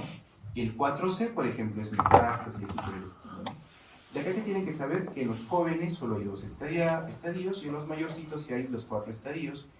El 4 es metástasis y hay un 4A, un 4B y un 4C, ¿no? Y las metástasis del 4C es una metástasis, pero 4A y B depende mucho del compartimiento ganglionar y del T. No les voy a tomar esto, no se preocupen, ¿ya? Y el estadio clínico, ¿no? Una forma de diferenciar. Ahora, una vez que ya tienen lo han operado al paciente, sea con una tiroidectomía total, etc., lo que nos queda es evaluar el riesgo de que este paciente vaya bien o no. El TNM, chicos, no evalúa el riesgo de recurrencia. El TNM evalúa mortalidad. Mortalidad de vida, esperanza de vida a los 10 años. El TNM no me va a decir, si es un estadio 4B, tiene mayor riesgo de recurrencia, ¿no? Ya sé que va a recurrir porque tiene metástasis, ¿no? Lo que nos dice el TNM es la mortalidad del paciente de 10 años. A diferencia del alta risk, que es el riesgo de recurrencia, que nos dice cuándo un tumor tiene mayor riesgo de recurrir. Y tenemos tumores de bajo riesgo de recurrencia, riesgo intermedio y riesgo alto. Para ver, riesgo bajo, que sean tumores intratiroideos, aunque tengan el BRAF mutado. Miren, ya sabemos que el BRAF es mal pronóstico, pero por más que tenga BRAF mutado, si es intratiroideo y unifocal, bajo riesgo. Si tiene mínima invasión, si es un microcarcinoma papilar multifocal, si es intratiroideo, tienes menos de 5 ganglios, o tienes menos de, de metástasis menores a 2 milímetros es de bajo riesgo, y así por el estilo. Cosas que no les voy a tomar porque no les corresponde, pero sí tienen que saberme que hay forma de estratificar el pronóstico de recurrencia, ¿no? En resumen, los de bajo riesgo son casi intratiroideos, riesgo intermedio y hay ganglios, miren, y hay mínima extensión extratiroidea, invasión vascular y citología agresiva, histología agresiva. Y a los de alto riesgo tienen metástasis y tienen compromiso extratiroideo y son tumores que generalmente han sido resecados parcialmente. Entonces, esta guía se complicó, para mala suerte de nosotros, y salió la guía del 2015, que es muy parecida a la anterior, pero ya incorpora, por ejemplo, la mutación TER, que la mutación TER del cáncer de tiroides también le da mal pronóstico. Si yo les pregunto de mutaciones, les preguntaré TER y BRAF, ¿son de mal pronóstico? Sí, nada más. ¿Listo? Entonces, una vez que operan al paciente, lo que tienen que hacer es la estratificación del riesgo. ¿Y por qué es importante la estratificación del riesgo? Porque yo, en base al riesgo, voy a planificar mi tratamiento. Y ahí vamos con el yodo radioactivo. Entonces significa que no todos reciben yodo.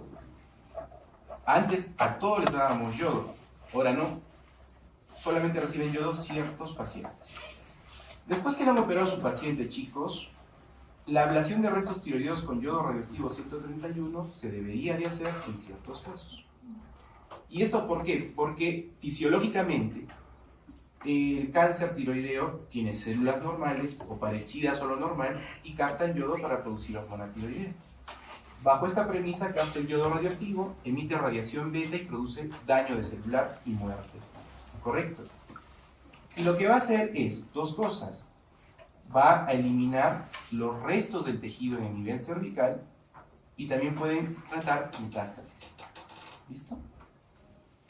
Las dosis de yodo varían entre 30 milicuries a 100 a 150 milicuries como primera dosis. Se puede dar 200 cuando haya metástasis, y es eso que vamos a ver después, ¿ya? Pero dosis primarias entre 30 y 150, ¿correcto? Y para dar yodo necesitamos tener TSHs altas, que pueden ser colocando inyecciones de TSH o quitando levotiroxina para por feedback subir TSH. Una vez que el paciente recibe el yodo, se le hace una imagen que es el rastreo de cuerpo entero. En este caso, acá se ve la glándula hepática. Este es el metabolismo de la globulina a nivel hepático marcada por yodo de secreción vesical. Y estos son los restos tiroideos, miren en el cuello. A diferencia de este paciente que tiene metástasis en el pulmón. Entonces, el rastreo con yodo va a determinar todo lo que en el cuerpo tenga tejido tiroideo. Entonces nos sirve para estratificar a los pacientes y ver el riesgo de recurrencia. Ahora, la pregunta es, ¿en quiénes está recomendado dar yodo radioactivo? Está recomendado dar yodo radioactivo en los estadios, esto sí los puedo tomar, ¿eh? En el estadiaje T3B y T4 o con compromiso ganglionar a distancia. O sea, si yo tengo un paciente que tiene un tumor estadio T3B o T4, debe recibir yodo. En pacientes con estadio clínico T1 o T2, o sea, tumores menores de 4 centímetros sin extensión extratiroidea y sin histología agresiva, no deberíamos dar yodo radioactivo. Y tampoco se da el yodo si le sacó la mitad. ¿Por qué no le daría yodo si le sacó solo la mitad? Porque la otra mitad la voy a matar. La otra mitad va a recibir el yodo y la voy a dañar su tiroides normal. Entonces solamente se da yodo en tiroidectomías totales. La administración de yodo en pacientes con estadio T3A, que sería el limbo, porque acá lo claro queda, chicos, T3B y T4, con compromiso ganglionar o no, sí yodo, correcto. T1 o T2, no. T1 y T2, pero con histología no agresiva, ojo. Pero los estadios T3A, o sea, los que son mayores a 4 centímetros, pero limitados a tiroides, es controvertido y se tendrían que evaluar otros factores. Por ejemplo, ¿no? Si yo tengo un paciente que tiene mutación TER y BRAF y tienes un estadio clínico T3A y de repente la variante histológica es Hartel o una variante agresiva, mejor le doy yodo. Si me dejo entender. Donde no tengo duda es decirle al paciente, usted tiene un estadio T1, T2, no tiene compromiso ganglionar, es un papilar clásico, no recibe usted yodo, tranquilo. O señor, usted tiene un T3B, un T3-4 y tiene ganglios, tiene que recibir yodo, porque mejora su supervivencia. Pero en ese caso controvertido del T3A, hay que buscar otros factores de riesgo para ver si el paciente recibe o no yodo. Y más o menos acá tenemos el score ATA para estimar el grado de recurrencia. Una vez que su paciente ha recibido cirugía, ¿no?, podemos determinar si este paciente va a tener un riesgo bajo de recibida o un riesgo alto. Y ustedes, por ejemplo, miren acá, si tengo una variante clásica encapsulada, tiene mejor pronóstico que aquel que tiene invasión vascular en mayor a 4 vasos. Hartel es de riesgo intermedio, o sea, más o menos, si hubo captación del yodo fuera del lecho, una vez que su paciente recibe el tratamiento, ustedes van a estratificar a su paciente y le van a decir, muy bien, usted se operó, recibió yodo radioactivo, las imágenes son estas, y usted encaja en un riesgo bajo, intermedio o alto. Y la idea es seguir ese paciente el primer año. ¿Qué factores de recurrencia tenemos que han demostrado incrementar el riesgo? Mayores de 55 años, tumores de gran extensión fuera de tiroides, compromiso vascular extenso, variantes agresivas, sólido, células alta, columnar, Hartel, pobremente diferenciado, ganglios, metástasis. En este caso, estos pacientes, resección tumoral incompleta o niveles muy elevados de tiroglobulina, lo operan y tiene una tiroglobulina en 500. ¿De dónde se determina en 500? Debe tener metástasis. Ese paciente va a recurrir con mayor probabilidad, ¿no? Muy bien. Después de que lo han operado y le han dado el yodo, tienen que hacer la hormonosupresión. O sea, tienen que darle T4, ¿para qué? Para que esta TSH, que es trófica, baje. ¿Y para qué era importante estratificar al paciente en riesgo bajo, intermedio o alto? ¿Para qué? Para yo darle tratamiento para la TSH. Si yo tengo un paciente que tiene alto riesgo, yo tengo que darle la suficiente dosis de levotiroxina para que la TSH me baje a menos de 0,1. Si tengo un riesgo intermedio, entre 0,1 a 0,5 y bajo riesgos de 0,5 a 2. Una vez de que el paciente ha logrado la curación, generalmente se evalúa el año de tratamiento, ya pueden ustedes soltar la hormonosupresión y lo ideal es entre 0,5 a 0,2 niveles de TSH, ¿correcto? Entonces, esto sí quiero que sepan, ¿no? Que en base a el grado de riesgo de recurrencia, ustedes tienen que dar la dosis de levo, de supresión, para lograr ciertos puntos de corte de TSH. ¿Listo? Entre más riesgo de recurrencia tengan, la TSH tiene que estar suprimida. Una vez que ya tienen al paciente, le han dado yodo, lo han operado, le han dado yodo, y está con hormonosupresión, hay que seguirlo. Lo van a seguir al paciente. ¿Y con qué van a seguir al paciente? Con marcadores tumorales, la tiroglobulina y los anticuerpos antitiroglobulina. ¿Cuáles son los marcadores tumorales del cáncer de tiroides? Tiroglobulina positiva y anticuerpos. La persistencia o incremento de anticuerpos también es un marcador tumoral. Entonces, una vez que mi paciente lo operé, le di yodo y le doy hormonosupresión, debo seguirlo con esto. Lo primero es exámenes de sangre. En pacientes que no hayan sido tratados con yodo radioactivo, por ejemplo, solo cirugía, también hay niveles de tiroglobulina y anticuerpos que nos pueden decir si el paciente tiene recurrencia o no de la enfermedad. Y hay que hacer curvas de incremento de marcadores tumorales y ecografía cervical. Lo que más manda, chicos, es, por ejemplo, si yo tengo un paciente que tiene una tiroglobulina post cirugía en 1 y a los 5 meses me duplica el valor o triplica o cuadriplica en la curva de seguimiento, es que el paciente está recurriendo. Entonces, estos marcadores tumorales nos dicen recurrencia de enfermedad. En el seguimiento, ¿qué es lo primero que deben de hacer? Lo primero es una ecografía tiroidea. Primera prueba que hay que hacer cuando tenemos marcadores positivos. Si tienen un paciente que recibió tratamiento, viene al control y la tiroglobulina está alta, lo primero es una ecografía. Si es papilar, sobre todo porque debe haber ganglios que han quedado en la cirugía o que no tocaron en la cirugía.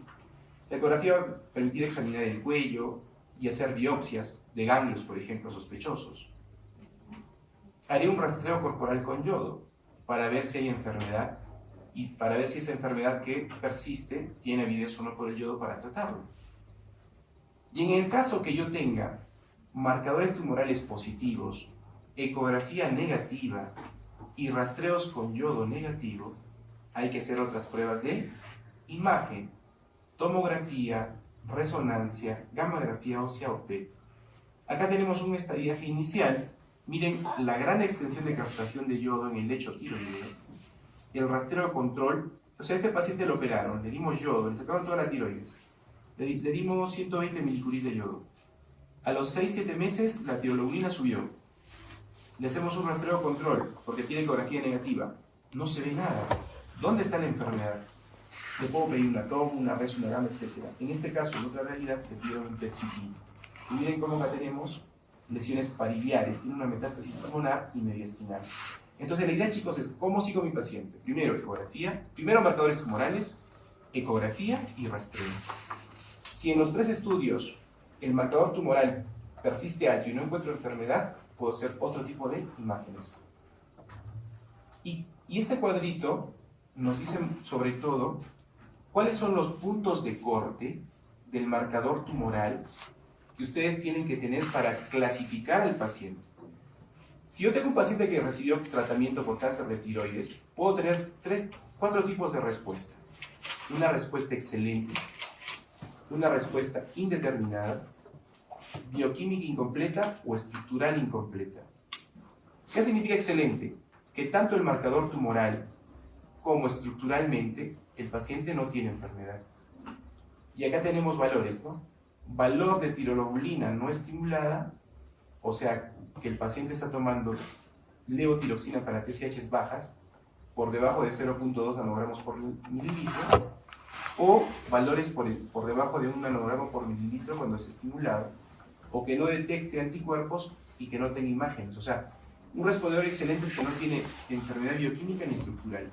En cambio, el respondedor intermedio tiene, por ejemplo, el marcador tumoral entre 0,2 y 1, o 1 y 10, pero la curva de tiroglobulina o anticuerpos han sido estables y los estudios de imágenes son negativos, no puedo decir mucho.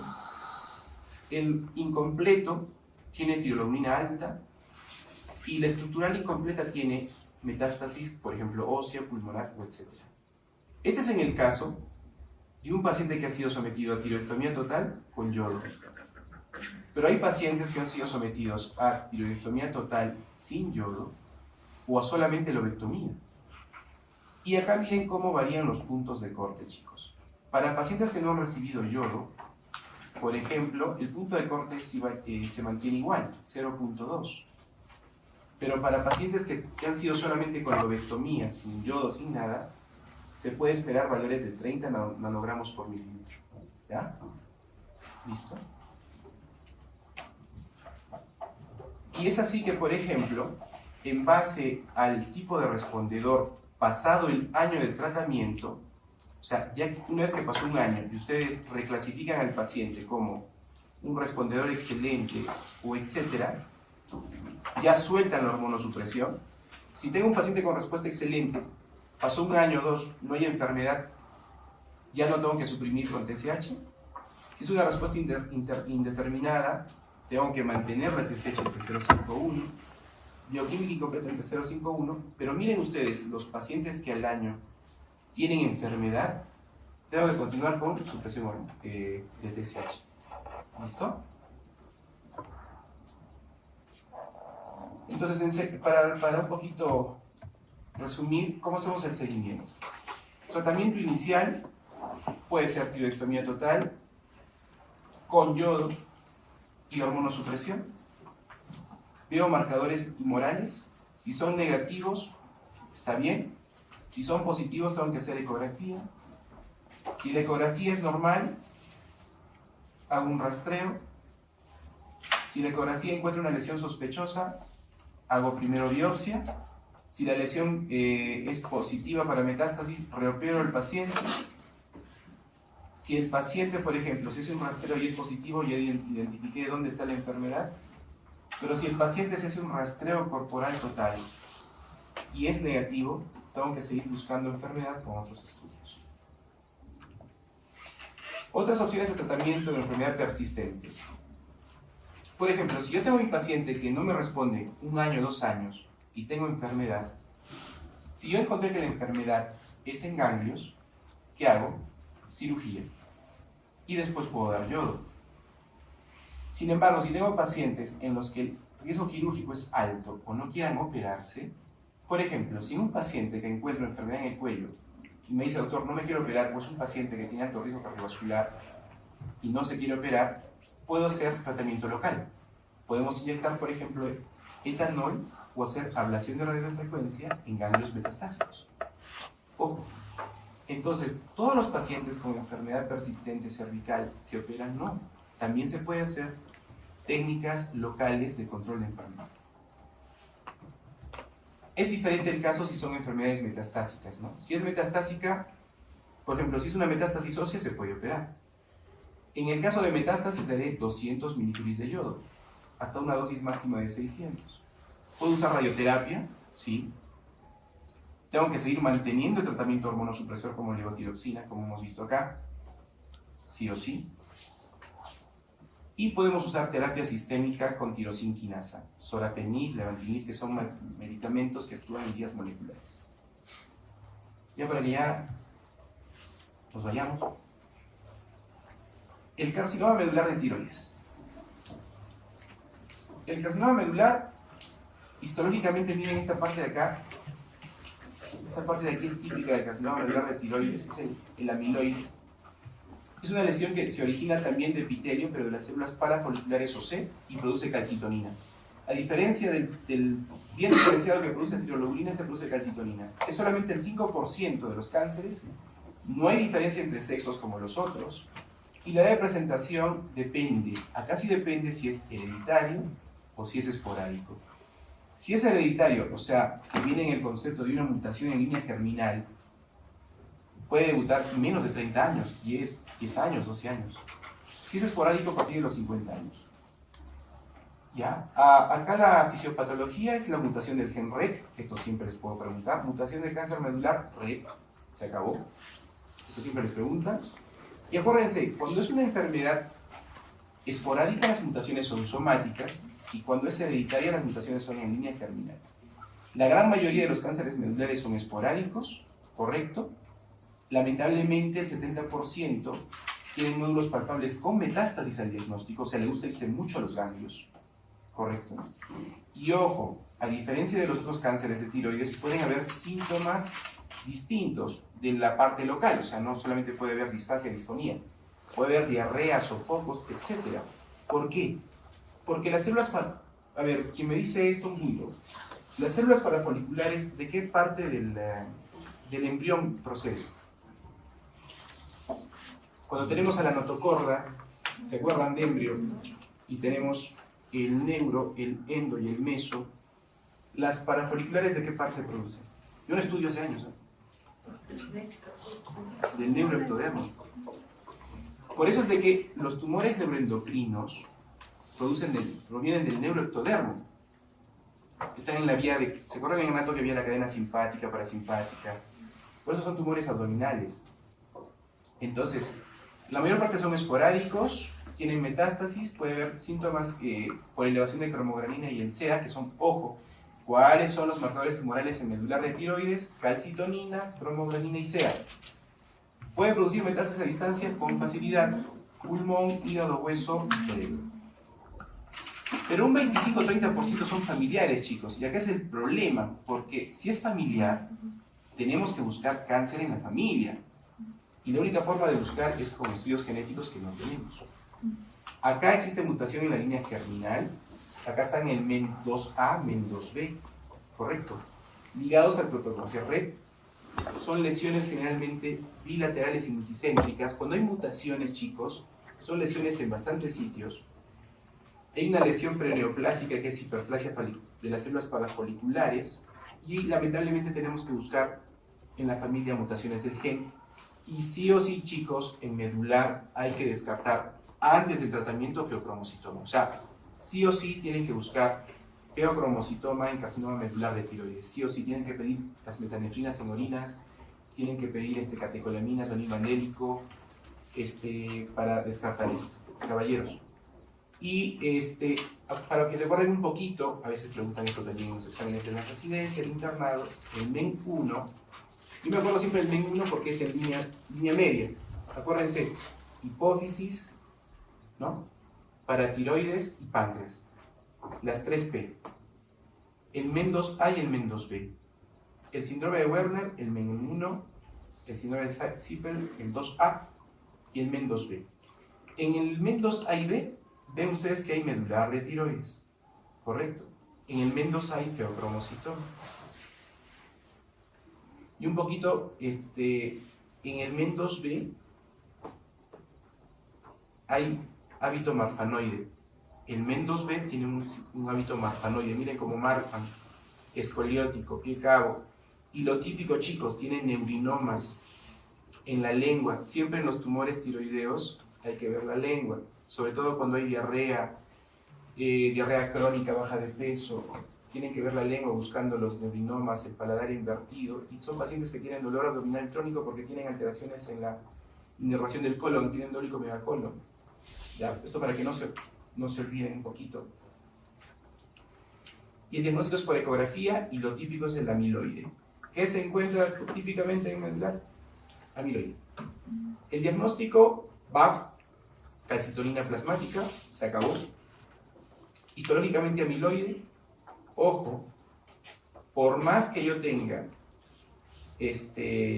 muestras que son típicas de papilar o folicular, si yo encuentro amiloide, tengo que buscar medular. O sea, el patólogo tiene que buscar medular. Porque puede haber un mixto, puede haber papilar y medular. Ojo. En estos casos la inmunistoquímica ayuda bastante. ¿Por qué? ¿Cómo sería la inmunistoquímica? Positiva para tiroglobulina, negativa para tiroglobulina, pero positiva para cromogranina, calcitonina y CA. ¿Correcto? ¿Y por qué son importantes estos dos? Son marcadores tumorales que me dicen la extensión de la enfermedad. Hay muchos trabajos que te dicen, tú quieres hacer una linfadenectomía cervical lateral en base al nivel de calcitonina. Si está muy alta, tienes que operar. Y nos permite detectar la enfermedad residual. ¿Correcto? Y siempre hay que hacer estudios de oncogen recto. El tratamiento, cirugía, siempre, ojo, a diferencia del papilar, el medular siempre hay que hacer linfadenectomía central, sí o sí profiláctica, y la lateral debe hacerse en base a los niveles de calcitonina. Siempre hay que descartar feocromocitoma, chicos, y si hay concomitancia con el MEN2A, correcto, hay que buscar clínica del MEN2A y el MEN2B, correcto, hay que determinar niveles de calcitonina basal, y los niveles preoperatorios son útiles para la extensión de la enfermedad y planificar la cirugía. Si hay muchos niveles y ecografía sospechosa en cuello, hay que hacer disección cervical lateral, ¿no? Siempre hay que hacer una ecografía cervical. Sin embargo, en el caso de medular, como tiene bastante metástasis al diagnóstico, no solamente la ecografía es suficiente, hay que hacer resonancia, PET, todos los estudios habidos y por haber. El tratamiento, en base a que las células no concentran yodo ni tienen receptores de TSH, no sirve el yodo ni la hormonosupresión. En casos de pacientes con enfermedad irresecable, no se trata. Imagínense que tengan un cáncer de medular con compromiso ganglionar y con tráqueo, no lo operas. Hay que dar tratamiento sistémico. Y en el tratamiento sistémico tenemos los inhibidores de la tirosinquinasa de tipo no-RET, que es el cabozantinib y el vandetanib, que son medicamentos para poder inhibir la vía del RET. Y el anaplásico, ¿qué tenemos que saber del anaplásico? Que es malo. 5% de los cánceres, menos del 1% a veces. Supervivencia al año solamente el 20%, es más frecuente en mujeres adultas. Es una masa pétrea con disfagia, disfonía, parálisis de cuerda bucal, estenosis esofágica. Y miren, la histología es muy parecida a un sarcoma. Por eso es que, miren cómo debuta. Con lesiones ulceradas. Cuando tengan una lesión así, tienen que descartar anaplásico. Y si el patólogo no les pone anaplásico, digan al patólogo que revise bien la lámina. El diagnóstico, biopsia también, pero es solamente en el 60%. O sea, la calidad diagnóstica del PAP es menor en el anaplásico porque justamente son células atípicas, pueden confundirlas con sarcomas, y desde el punto de vista histopatológico es muy variable la histología porque tienen bastante inflamación, ¿no? Miren cómo está rojito, con áreas necróticas. Hay zonas inflamatorias. El Ki-67 es un marcador de mitosis, como ustedes saben. Tiene necrosis, mitosis atípicas, invasión de tejidos. Es muy tranque el diagnóstico patológico. Por eso es que tienen que hacer técnicas de inmunistoquímica, y acá sí es positivo para tiroglobulina. Medular es negativo para tiroglobulina, positivo para cromogranina, calcitonina, y acá al revés. ¿Ok? Tratamiento no se recomienda, es de la cirugía. Lo más que se puede sacar de tumor, pero cuando ya tienes compromiso ganglionar o de vía respiratoria, a veces ya no hay que operar porque puedes lesionar. Se puede dar medicamentos anticuerpos moleculares con quimio y radioterapia, el trafenib, trametinib, que son medicamentos moleculares. No, el yodo no actúa, y tampoco la hormonosupresión. La hormonosupresión solamente es para el carcinoma diferenciado de tiroides. Para el medular y el anaplásico no hay hormonosupresión, chicos. Y esto es un poquito de los medicamentos target, no para que ustedes lo sepan, sino para que, por cultura, donde yo hablaba de sorafenib, levantinib, aldetinib, cabozantinib. Miren cómo, por ejemplo, para carcinoma diferenciado de tiroides, ¿no? El sorafenib, el levantinib, el cabozantinib. Para el carcinoma indiferenciado, que hay mutación del BRAF, lo que habíamos dicho, rafenib, trametinib, ¿verdad? Cuando encuentran mutaciones o fusiones de estos genes, larotrectinib y estos de acá. Y para el medular, como yo les había dicho, los dos de acá, el vandetinib y el cabozantinib, y el cetracatinib. No les voy a preguntar esto porque ya es muy complicado, pero para que sepan que el tratamiento del cáncer de tiroides está en base a la vía molecular, ¿no? Y esta es la vía molecular, ¿no?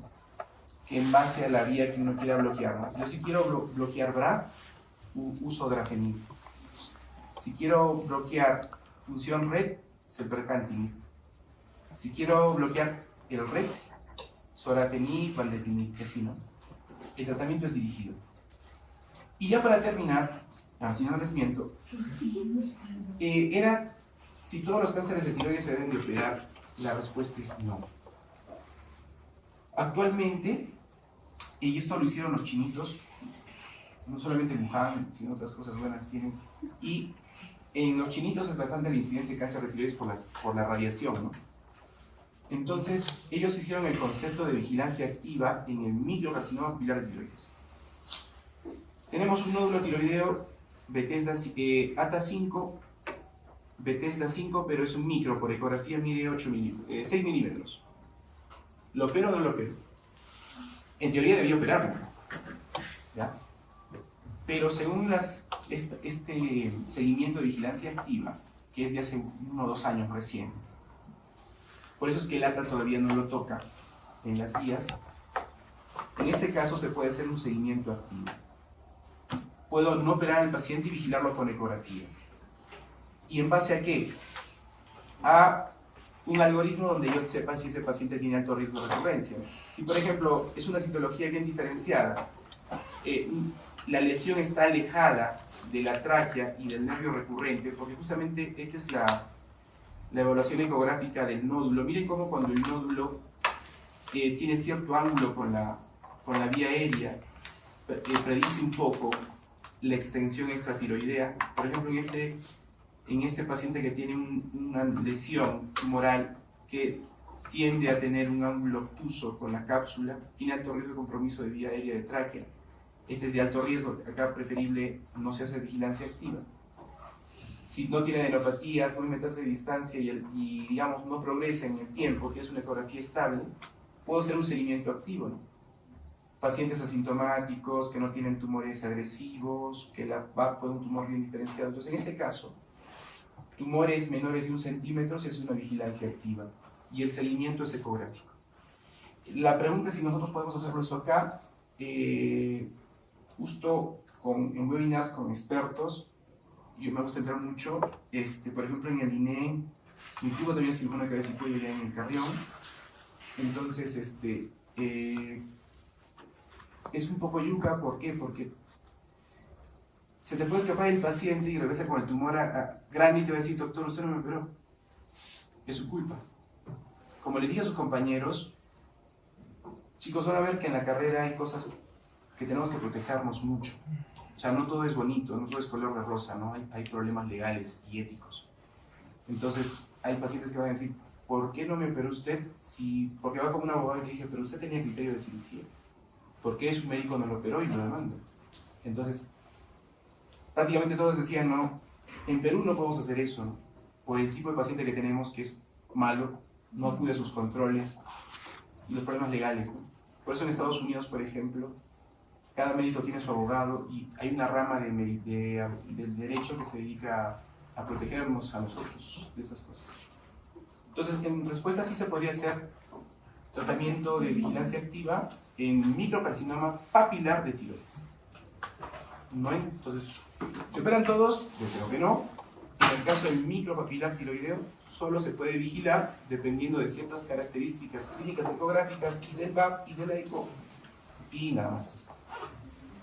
No sé si eso les pregunten porque todavía en las guías actuales lo están tratando de meter, pero no sé. Claro que ¿ya? ¿Alguna pregunta que tengan?